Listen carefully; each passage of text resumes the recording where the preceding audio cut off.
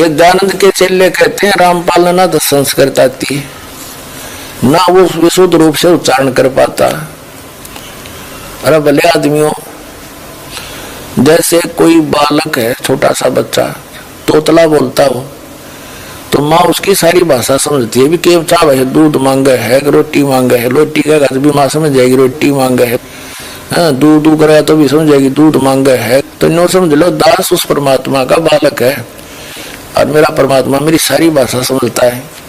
और इन आचार्यों ने और इन विद्वानों ने, दयानंद के चेला ने सारी उम्र खोजी गछामी गछामी करता ने। और ये दयानंद के चेले ने कहे रामपाल ने वैदिक रीति से वेद नहीं पढ़े, ये दयानंद तुमने पढ़ रखे वेद काट दी टाट, ज्ञान भर दिया, कख भी नहीं पता इन लोगों को। और सबसे बड़ी खुशी तो ये मनानी चाहिए, इनको कुछ अकल आनी चाहिए जो विरोध कर रहे हैं दास का, कि ये कहते हैं रामपाल ने संस्कृत नहीं आती और ये सारे ग्रंथ खोल के दे दिए। तो यही दिमाग से काम ले लो, हु इज रामपाल, ये दास उस परमात्मा का, ये रामपाल दास उस परम पिता का, उस परमेश्वर कबीर देव का दास है। उसकी दी हुई बुद्धि से सब शब्द ग्रंथों को समझा है। कहते नौ मन सूत उलझिया, ये ऋषि रहे झकमार, और सतगुरु यानी तत्वदर्शी संत ईसा सुलझा दे उलझन दूसरी बार। अब ईसा सुलझा दिया है, इस कलयुग में नहीं उलझ सकता है।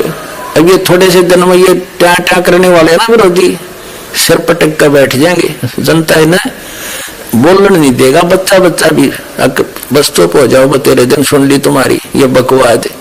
अरे सामने प्रमाण दिखा रहा है, दास ने गला पड़ा दिया और जेल तक जा लिया इस सच्चाई को ऊपर लाने के लिए, और ये फिर भी बकवाद कर रहे हैं। इस दास ने तो न्यौछावर कर रखा है जीवन परमात्मा के लिए। परमात्मा के बच्चों तक इस तत्व ज्ञान को पहुंचा कर छोड़ूंगा, चाहे कुछ भी बीतो मेरे साथ।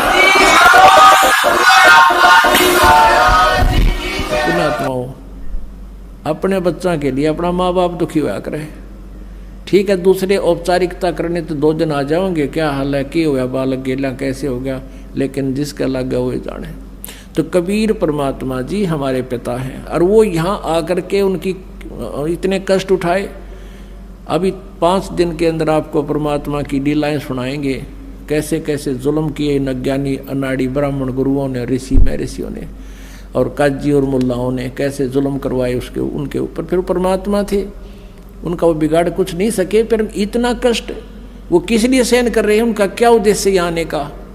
क्योंकि हम उनके बालक हैं, हम उनके बच्चे हैं। चींटी से लेकर हाथी तक, एक गरीब से लेकर अमीर तक, रंग से लेकर राजा तक, हम सभी उसी के बच्चे हैं। और वो अपने बच्चों को यहाँ से निकालने आता है कि तुम मेरे साथ चलो, वहाँ सुखी हो जाओगे। जब तक तुम सुखी नहीं होगे तो मैं चैन से नहीं रह सकता। तो ऐसे ही ये काल जो है कि विलियन का रोल कर रहा है।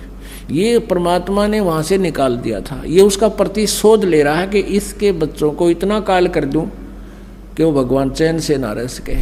आज हमारे को गधा बना रखा है, कोई गधी बना रखी है, किसी ने सूर बना रखा है, गोबर खुआवे, टांग कट गई, आँख फूट गई, किधर बाहर घूम रहे हैं, ऊपर से ओले गिर जाते हैं, फोड़ देते हैं सिर ने, कोई प्रोटेक्शन नहीं, कोई रहम नहीं यहाँ पर।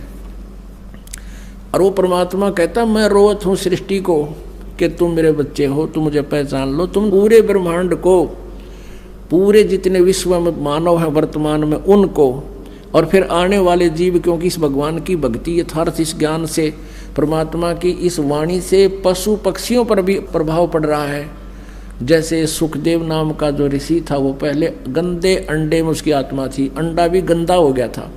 और भगवान शिव ने पार्वती जी को ये पूर्ण परमात्मा की कथा सुनाई थी। नाम तो उसने जो दिए अपने हिसाब के दिए, उस क्योंकि वो भी सिद्धि युक्त संत थे, अधिकारी के मुख से उच्चारित जो परमात्मा की महिमा अधिक अफेक्ट करती है। वो गंदे अंडा भी स्वस्थ हो गया, वो आत्मा तोता के रूप में प्रकट भी हो गया। और फिर उसमें कुछ शक्ति आ गई भक्ति से, उस अध्यात्म यानी ज्ञान यज्ञ से उसमें इतनी शक्ति आ गई कि उसको मनुष्य जीवन मिल गया और सुखदेव रूप में जन्म हुआ। ऐसे ही परमात्मा कितने दयालु हैं, ये अखंड पाठ चलते हैं, वाणी चलती है, उस परमात्मा की महिमा ये दास सुनाता है। तो इससे पशु पक्षी घास पेड़ पौधों पर भी प्रभाव पड़ेगा और ये शीघ्र शीघ्र मनुष्य जीवन धारण करके और अब इस ज्ञान का लाभ उठाकर पार हो जाएंगे। तो वो परमात्मा पूरे विश्व को पार कर सकता है, लेकिन हम उसके मार्ग को स्वीकार नहीं करते। हम इस लोक वेद पर बहुत आधारित हो चुके हैं और उसको लोक वेद का अज्ञान का नाश करने के लिए भगवान आते हैं। कैसे आए थे, फिर क्या लीला हुई थी, क्या बताते हैं। जल थल पृथ्वी गगन में बाहर भीतर एक, पूर्ण ब्रह्म कबीरे हैं अवगत पुरुष अलेख। सेवक हो के उतरे इस पृथ्वी के माही, जीव उदाहरण जगत गुरु बार बार बलि जाही। जीव उदाहरण जगत गुरु बार बार बलि जाऊं मैं। गरीबदास जी कहते हैं उस परमात्मा के ऊपर बलिहारी हूँ, न्यौछावर हो जाऊं मैं जिस निशान मोल ज्ञान। और एक दास बनकर, एक जुल्हा बनकर, गरीब इंसान बनकर अपने एक सभ्य नागरिक की तरह हर तरह की जो क्वालिटी एक भक्त या अच्छे नागरिक में होनी चाहिए, और एक अच्छे भक्त में हो, दास में हो, गुरु का दास जो बने, शिष्य बने। और एक पूर्ण संत में जो क्वालिटी होती है, जो गुण होते हैं, उन सभी को परमात्मा ने स्वयं ही पूर्ति करके दिखाया कि यदि तुमने भगवान चाहिए तो जैसे मालिक ने एक उदाहरण पेश किया, एक सैंपल पेश किया, एक गरीब के घर जन्म दिखाया, जन्म नहीं हुआ उनका, एक बिल्कुल निहायत गरीब जुल्हे के, जैसे वो नीरू नीमा जुल्हे क्यों कहवाए, जुल्हे क्यों कहलाए, उनके पास पहले तो जो पूजा का पैसा आता था उससे वो अपना निर्वाह करते थे, और फिर वो पूजा का पैसा आना बंद हो गया क्योंकि हिंदू रहे नहीं, शिव कथा वो कर नहीं पा रहे थे। तो उन्होंने जुल्हे का काम शुरू कर दिया, क्योंकि सस्ते में शुरू हो जाता, 4 लठ गाडे और धागा पूरा और काम शुरू हो गया। वो खड्डी बना लिया करते थे। तो जिस कारण से कई वर्ष काम करते करते हो गए वो जुल्हा पक गए, नाम को जुल्हा कहलाने लगे।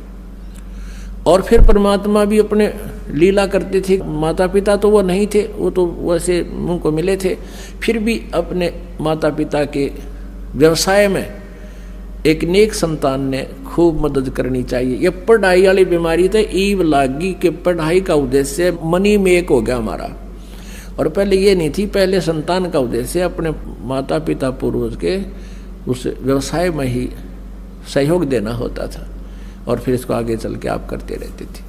और वो ऐसे हम 4 युग बिताए और तब भी हमारा बढ़िया गुजारा होता था। लेकिन अब ये शिक्षा मालिक ने दिलवानी थी हमारे को, और इस शिक्षा ने हमारे ऊपर बिजली गिर दी, हम बेईमान बना दिए, और हर तरह से पता नहीं के ये बना लूँ वो बना लूँ, और जो काम करना है उसको भूल गए। तो इसलिए हम 4 अक्षर किसी लैंग्वेज के समझ कर नो सोचा पता नहीं क्या बन गया, अंग्रेजी सीख लिया तो अंग्रेजी में बोल लेगा, नो टीटी पाक जाएगा। अरे भाषा है चाहे सिंपल बोल ले, आम आदमी बतला ले, इस तरह बात कर ले, और चाहे अंग्रेजी में बोल ले, अपना विचारों को दूसरे तक पहुंचाना। फिर हम बड़े प्रभावित होते हैं, बड़ा विद्वान है। पहले संस्कृत बोलने वाले से हम प्रभावित होते थे, ये गछामी गछामी कर देते, उसके मुँह का नहीं देखे जाते, कुछ समझ में आती नहीं, हनु कहते वाह भाई वाह बड़ा विद्वान है। ऐसे वर्तमान में जो 4 संस्कृत के सेंटेंस बोल देता है, नो तो कति एजुकेटेड पर्सन है, कोई बात हुई है। वही भाषा है, हम अपनी सिंपल लैंग्वेज में लोकल लैंग्वेज बात करा, वही वो लैंग्वेज है। जिसने अध्यात्म ज्ञान नहीं और भगवान का डर नहीं, वो एकान्य का आदमी नहीं, चाहे सारी लैंग्वेज जानता हो। तो कहने का भाव ये है कि परमात्मा ने वो एक अच्छे संतान वाली भी लीला करके दिखाई, और एक परम संत की भूमिका निभाई, पूरा अध्यात्म ज्ञान को अपना अमृतवाणी में खोल खोल कर बता दिया। 600 वर्ष पहले भगवान बताया करते, आज हमारे सदग्रंथ उसकी गवाही दे रहे हैं कि ठीक यही ऐसा ही लिखा। तो इससे भी परमात्मा के पहचानने में हमें बहुत सहयोग मिलेगा कि कबीर इज गॉड। जिन वेदों को, पुराणों को, गीता जी को हमारे गुरु ब्राह्मण नहीं जान सके, ऋषि महर्षि नहीं समझ सके, और जिसको हम अनएजुकेटेड कहा करते थे, ये अज्ञानी लोग, ऋषि नकली महर्षि कहा करते हो, तो मूर्ख था, अज्ञानी था, अक्षर ज्ञान नहीं था, इसलिए उठपटांग भाषा बोला करता था, वेदों की निंदा करता था, देवताओं के बारे में गलत बोलता था। आज सारा का सारा जो मालिक ने बोला वही हमारे इन सदग्रंथों में लिखा हुआ विद्यमान है, जिनको हम शिरोधार्य मानते थे।